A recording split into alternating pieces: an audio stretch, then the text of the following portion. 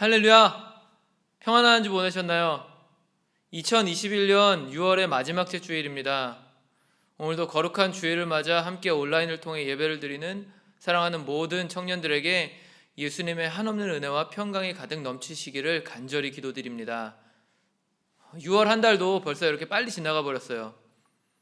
늘 그렇듯 시간이 우리를 기다려주지 않는 것 같은데 벌써 한 해 반이 흘렀습니다. 지나온 시간만큼 우리가 후회되는 일들도 참 많이 쌓아온 것 같은데요. 간절히 바라기는 그러한 후회나 걱정, 근심들을 우리가 다 주님 앞에 내려놓고 다시 한번 하나님이 우리의 삶을 새롭게 하시고 일으키실 것이라는 그 사실을 기억하며 또 기대로 하루하루를 살아내는 우리 모든 청년들이 되었으면 좋겠습니다. 그럴 때 하나님이 반드시 우리의 삶을 아름답게 채우시고 또 인도하실 줄 믿습니다. 우리 그 믿음을 가지고 함께 말씀 보기 원하는데요. 오늘 함께 보실 본문은 예레미야 32장 1절에서 15절까지입니다. 저는 오늘 이 말씀을 가지고 하나님의 눈으로 현실을 바라봐야 합니다 라는 제목으로 함께 말씀의 은혜를 나누도록 하겠습니다. 우리가 자주 들었던 말 중에 이런 말이 있습니다. 위기는 곧 기회다. 여기서 위기라는 단어는요, 위험과 기회의 두 단어가 합성된 말입니다. 그렇기 때문에 위기는 상황에 따라서 위험이 될 수도 있고요, 또 기회가 될 수도 있습니다. 결국 위기 속에서 내가 어떻게 대처하냐에 따라서 그 상황이 위기가 될 수도 있고 기회가 될 수도 있다, 변화될 수 있다라는 것입니다. 그런데 제가 오늘 여러분에게 이 위기라는 것에 대해서 함께 이야기 나누고자 하는 이유는요, 바로 오늘 본문에 등장하는 예레미야의 삶이 그와 같았기 때문이에요. 오늘 본문을 기록한 예레미야는 요시야 왕이 된 지 13년째가 되던 주전 627년에 선지자로 부름을 받습니다. 그리고 예루살렘 성이 바벨론에 함락당하는 그 주전 586년까지 약 40년간을 선지자로 활동을 했어요.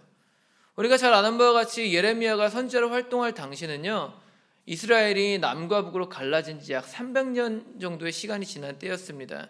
그런데 그중 이 시기가 가장 그 이스라엘 땅 가운데 혼란스러운 일들이 많았던 시기였다라고 해요.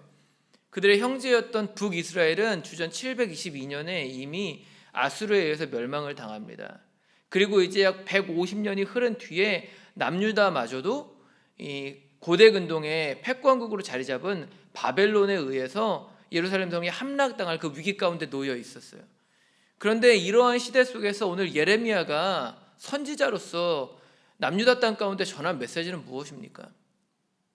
그가 민족의 회복이 아니라 멸망을 선포합니다. 현재 그들이 받고 있는 고난이 그들이 지은 죄에 대한 하나님의 형벌이라는 그런 조금 부정적인 이야기들을 예레미야가 던지기 시작해요. 그러면서 바벨론에게 항복을 해야 한다라는 그런 이야기를 계속했습니다. 그런데 문제는 무엇입니까? 그건 바로 당시에 이 남유다를 통치하는 사람들이 이 말을 전혀 믿지 않았다라는 거예요. 왜 믿지 않았을까요? 그것은 바로 당시만 해도 이러한 예언을 하는 사람이 오직 예레미야 한 사람밖에 없었기 때문입니다. 그 당시에 수많은 선지자들이 있었는데 그들은 이와는 전혀 다른 메시지를 선포했어요. 민족의 멸망이 아닌 그들은 승리와 회복을 예언했습니다. 그러나 예레미야만 아랑곳하지 않고 계속적으로 심판에 대한 예언을 하는 겁니다. 그 결과로 예레미야가 그 자신의 동족들에게 배신자로 낙인이 찍혀서 모진 고난과 핍박을 당하는 그 이야기가 이제 예레미야에 기록되어져 있어요. 바로 이런 이유 때문에 우리가 예레미야를 눈물의 선지자, 고난의 선지자라고 부르는 겁니다. 그런데 어쩌면 이것이 우리의 오해일지도 모른다는 생각이 들었어요. 왜 그렇습니까? 그건 바로 이 예레미야의 눈물이 단지 그가 실패했다라는 것에 대한 증거가 아니었기 때문입니다. 예레미야의 눈물은요, 오히려 환경에 굴하지 않는 도전하는 삶 그 자체였습니다. 우리는 그것을 예레미야가 어떤 혈통을 가지고 태어났는지를 살펴보면 잘 알 수 있어요. 당시 그는 베냐민 지파에 속한 아나도 출신의 이 제사장 가문에 속한 사람이었습니다. 그런데 한 가지 안타까운 것은요, 그가 태어난 이 아나돗이라는 곳이 당시 몰락한 제사장 가문의 사람들이 살던 곳이었다라는 겁니다. 당시 아나돗에는요, 다윗 시대 때 제사장으로 활동했던 아비아달의 후손들이 살고 있었어요. 그런데 이들이 아나돗에 정착하게 된 특별한 계기가 있었습니다. 그게 무엇일까요? 그건 바로 그들이 왕권 다툼에서 줄을 잘못 섰기 때문입니다. 우리가 잘 아는 바와 같이 이스라엘은 다윗 이후에 솔로몬을 자신들의 왕으로 세웁니다. 그런데 이 솔로몬이 왕으로 세워지는 과정이 그렇게 순탄하지만은 않았어요. 그건 바로 그가 당시 자신의 형제였던 아도니아와 왕권 다툼을 벌였기 때문입니다. 그런데 문제는요, 그 속에서 이 권력 다툼이 일어나는 그 과정 가운데서 종교 지도자들이 섞여 들어가기 시작했다라는 거예요. 그 당시 이스라엘 가운데는 막강한 권력을 갖고 있는 두 개의 이 종교적 가문이 있었습니다. 두 부류의 제사장 가문이었죠. 첫 번째는 사독 가문이고요, 두 번째는 아비아달 가문이었습니다. 그런데 당시 이 두 가문 중 이 사독 계열의 제사장들이 솔로몬을 지지합니다. 그리고 반대로 이 다윗의 네 번째 아들이었던 아도니아를 이 아비아달 제사장 가문의 사람들이 지지하기 시작해요. 그러나 결국 그것은 누구의 승리로 끝납니까? 당연히 사독 가문의 승리로 끝납니다. 솔로몬이 다음에 왕위를 이어받았기 때문이에요. 그렇기 때문에 사독 가문의 이 사람들이 그 이후에 권력 다툼에서 승리하여서 모든 그 종교적인 요직들을 다 꿰차게 됩니다. 특별히 권력 싸움에서 패한 이 아비아달 가문의 제사장들이 성전 중심의 제사에서 철저하게 배제되기 시작해요. 그 이후부터 그들이 이 주류 사회에서 점점 밀려나는 그러한 변두리 인생으로 전락해 버린다라는 겁니다. 그것이 바로 오늘 이 예레미야의 시대까지 이어져 온 거예요. 이러한 예레미야 혈통적 특징은요, 그가 선지자로 활동하는 데 있어서도 커다란 핸디캡으로 작용했습니다. 한번 생각해 보세요. 몰락한 제사장 가문의 사람입니다. 그가 선지자로 세워졌어요. 누가 그의 말을 신뢰하겠습니까? 무시만 당하지 않으면 다행이죠. 여러분, 이렇듯 예레미야는 제도권 밖의 사람이었습니다. 쉽게 말해 그가 실패자로 낙인 찍힌 인생을 살고 있었다라는 겁니다. 그런데 놀라운 것은 무엇인가요? 그건 바로 그가 이러한 핸디캡에도 불구하고 세상 속에서 담대하게 자신 있게 자신의 목소리를 냈다는 겁니다. 사람들의 평가에 연연하지 않습니다. 오직 하나님의 음성에만 집중하는 거예요. 그렇기 때문에 다른 선지자들이 모두 평화를 외칠 때에도 그는 하나님의 말씀에 따라 민족의 멸망을 예언할 수 있었던 겁니다. 여러분, 당시만 해도 종교 지도자들이 갖고 있는 가장 중요하게 생각했던 점이 이 신앙이 아니었습니다. 그들은 하나님의 뜻보다 자신들의 이익과 만족을 채우는 것, 그것을 더 중요하게 생각했어요. 당시 남유다의 타락은요, 단순히 정치 지도자들에게만 있지 않았습니다. 거기에는 영적인 부분을 담당했던 제사장이나 선지자들까지도 포함되어 있었습니다. 이에 대해 하나님은 미가서 3장 5절을 통해 이러한 말씀을 하십니다. 예언자라는 자들이 나의 백성을 속이고 있다. 입에 먹을 것을 물려주면 평화를 외치고 먹을 것을 주지 아니하면 전쟁이 다가온다고 협박한다. 여러분, 함께 보신 본문을 통해 알 수 있는 게 무엇인가요? 그 당시에 선지자들이 가장 중요하게 여겼던 것이 무엇입니까? 물질이죠. 자신의 안위입니다. 돈이에요. 자신의 입에 먹을 것을 물려주면 평화를 선포합니다. 그리고 그렇게 하지 않으면 멸망이 다가올 거라고 사람들을 위협했어요. 그런데 이러한 상황 속에서 오늘 본문 1절은요, 당시 남유다가 처한 상황에 대해 이렇게 말하고 있습니다. 유다왕 시드기야 제10년에 주께서 예레미야에게 말씀하셨다. 그 해는 느부갓네살 제18년이었다. 여러분, 함께 읽으신 본문은요, 당시 유다왕 시드기야 제10년에 있었던 일을 이야기하고 있습니다. 그런데 이때가 역사적으로 볼 때 남유다가 바벨론에게 멸망당하기 약 1년 전인 주전 587년을 가리키고 있어요. 당시만 해도 이 남유다는 바벨론에 의해서 예루살렘, 수도인 예루살렘 성이 완전히 포위당한 상태였습니다. 이에 대해 2절에서 5절은 이렇게 말합니다. 그때 예루살렘은 바벨로니아 왕의 군대에게 포위되어 있었고 예언자 예레미야는 유다 왕궁의 그늘의 뜰 안에 갇혀 있었다. 유다 왕 시드기야는 예레미야를 그곳에 가두면서 그에게 이렇게 책망하였다. 그대가 어찌하여 이런 예언을 하였소? 주님께서 이렇게 말씀하신다. 보아라, 내가 이 도성을 바벨로니아 왕의 손에 넘겨주어서 그가 이 도성을 점령하게 하겠다. 유다 왕 시드기야도 바벨로니아 군대의 손에서 벗어나지 못하고 꼼짝없이 바벨로니아 왕의 손에 넘겨져서 그 앞에 끌려나가 그가 보는 앞에서 직접 항복할 것이다. 그러면 그가 시드기야를 바벨로니아로 끌고 갈 것이며 시드기야는 내가 그를 찾아올 때까지 그곳에 머물러 있을 것이다. 너희는 바벨로니아 군대와 싸워도 절대 이기지 못할 것이다. 주님께서 하시는 말씀이다. 이렇게 예언하였다면서요? 오늘 이 본문을 통해 우리가 알 수 있는 것은 무엇입니까? 당시 남유다가 이 바벨론에 의해서 예루살렘 성이 완전히 포위되어 있었다는 것입니다. 그리고 또 한 가지는요, 예레미야가 민족의 멸망을 선포한 것 때문에 지금 감옥에 갇힌 상태에 있었다는 것입니다. 그 당시에 시드기야 왕이 이렇게 이야기해요. 네가 이렇게 예언했다면서, 우리가 멸망당하고 내가 바벨론에 끌려갈 거라고 그렇게 예언했다면서, 이런 이야기를 하는 겁니다. 그러면서 이 남유다의 왕이 예레미야를 감옥에 가둬놓는 거예요. 여러분, 당시 남유다 사람들은 이러한 상황 속에서도 자신들이 안전할 것이라고 믿었습니다. 그 이유는 바로 그들이 거하는 그 예루살렘 성 안에 하나님의 성전이 있었기 때문이에요. 여러분, 하나님의 성전이 어떤 곳입니까? 하나님의 집입니다.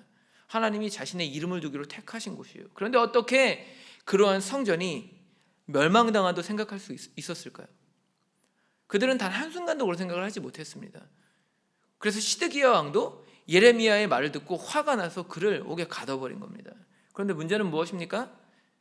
그들이 여튼 원론적인 생각에 갇혀서 자신들의 삶을 미처 돌아보지 못했다는 것입니다. 외적인 종교적인 그 행위는 있습니다.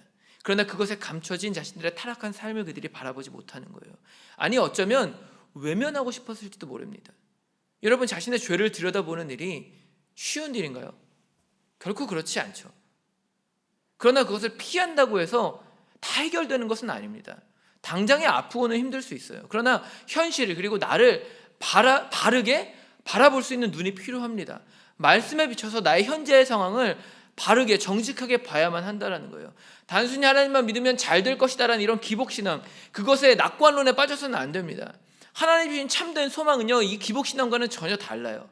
이전에 실패를 인정하고 철저하게 회개할 때 그때의 소망이 우리의 눈에 보여지는 것입니다. 예레미야의 현실을 보세요. 하나님의 말씀을 따라 민족의 멸망을 선포했습니다. 회개를 촉구했고요, 자신도 함께 눈물을 흘리며 회개했어요. 그런데 지금 그것 때문에 시드기야 왕에게 미움을 사서 그가 감옥에 갇혀버립니다. 거기서 시드기야를 포함한 수많은 종교 지도자들, 정치 지도자들이 자신을 조롱합니다. 여러분, 보통 이러면 어떤 식으로 행동해야 됩니까? 하나님을 원망하는 게 당연하죠. 삶을 비관하는 게 당연합니다. 그런데 예레미야가 어떻게 하나요? 말도 안 되는 행동을 합니다. 이때 6절 9절이 이렇게 말합니다. 주님께서 나에게 말씀하셨다. 너의 숙부 살룸의 아들 하나멜이 너에게 와서 아나돗에 있는 그의 밭을 나더러 사라고 하면서 그 밭을 유산으로 살 우선권이 너에게 있기 때문에 네가 그것을 사야 한다고 말할 것이다. 과연 주님의 말씀대로 숙부의 아들 하나멜이 그늘의 뜰 안으로 나를 찾아와서 내게 부탁하였다. 베냐민 지방의 아나돗에 있는 그의 밭을 나더러 사라고 하였다. 그 밭을 소유할 권리도 나에게 있고 그 밭을 유산으로 사드릴 권리도 나에게 있으니 그 밭을 사서 내 밭으로 삼으라고 하였다. 그때 나는 이것이 바로 주님의 명령임을 깨달았다. 나는 숙부의 아들 하나멜에게서 아나돗에 있는 그 밭을 사고 그 값으로 그에게 은 17세겔을 달아주었다. 여러분, 6절과 7절을 통해 하나님이 예레미야에게 한 가지 예언을 하십니다. 그게 뭡니까? 자신의 친척인 하나멜이 자신에게 찾아올 것을 예언하고 있어요. 그가 찾아와서 예레미야에게 자신의 땅을 사달라고 부탁할 것이라는 그러한 말씀을 하십니다. 당시 이스라엘은 이와 관련된 율법을 지키고 있었는데요, 그것은 누군가가 가난해서 자신의 땅을 부득이하게 팔 경우에 그와 가장 가까운 친척이 대신 땅값을 지불하고 그것을 되찾아줘야 한다는 그런 율법이 있었습니다. 당시 그들이 이러한 율법을 지킨 이유는요, 바로 자신들에게 주어진 땅이 모두 하나님의 것이라고 믿었기 때문이에요. 그래서 원래는 이 땅을 사고 팔 수가 없었습니다. 그런데 너무 가난하고 힘들면 땅을 팔 수 있잖아요. 그런데 그렇게 땅이 팔렸을 경우에 그 가족 공동체가 하나님이 주실 땅을 지켜야 할 그 의무를 가지고 대신 땅을 사주어야 했다는 거예요. 이러한 제도를 통해서 친척의 땅을 대신 값을 지불하고 잃어버린 땅을 되찾아주는 그러한 제도를 그 당시에 시행하고 있었습니다. 그런데 문제는 무엇입니까? 그들이 지금 예레미야에게 찾아왔다는 거예요. 여러분, 예레미야가 지금 어디 있습니까? 감옥에 갇혀 있어요. 꼼짝달싹할 수 없는 그러한 고통스러운 상황 가운데 있습니다.